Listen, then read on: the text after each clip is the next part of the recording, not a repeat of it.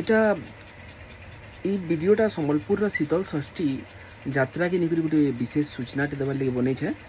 आमर बहुते फॉलोअर्स पचरुले जे शीतल षष्ठी देखी आसबार लगी ठीक टाइम केनटा। तो आज मुई 1 जून 2025 रे भिडियोटा बनाऊे पाखापाखि 6:25 रे।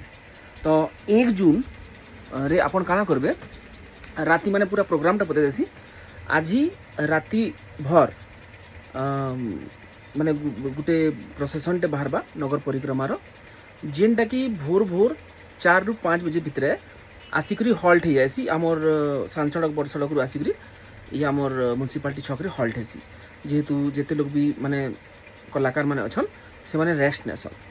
तापरे रेस्ट नेला परे 2 तारीख सेटा फिर पाखापाखि सकाल 10 बजे रू फिर घाए आरंभ हेसी प्रोसेसनटा और सारा नगर परिक्रमा हेसी।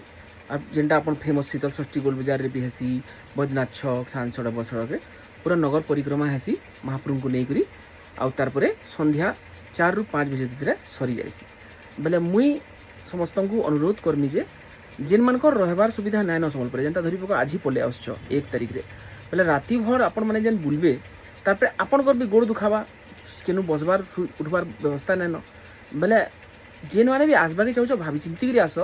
जदि रेस्ट नेबार जगह अच्छे सम्बलपुर बेले आज राति भी एंजॉय करो और कल दिन बेली भी एंजॉय करो। किंतु जेन माने रेस्ट नेबार जगह नाइन से माने आज राति नाई आस से माने काली सीधा 9-10 बजे सकाले आस और पूरा संध्या तक एंजॉय करो। गरम भी लगी पारे झाव भी मारी दी पारे माने वर्षा पाक थिले भी ह्यूमिडिटी एतकी बेसी हेसी जे दम घुटसी पूरा है हिसाब रे आसुन फैमिली संगे जदि आसबे बेले बाकी ई मेसेजटा लिख दिया है और बेसी से बेसी भागे शेयर करूँ जेहेतु समस्ते जानी पारबे पूरा प्रोग्रामटा प्रैक्टिकली मैं बताली जेन माने बुलबार लगी एंजॉय करवार लगी आस तांकु ई वीडियो समस्ते शेयर कर दूँ निज निज सोशल मीडिया रे निज निज व्हाट्सएप रे। नमस्कार मुझे आपन श्यामल संबलपुरी टीवी।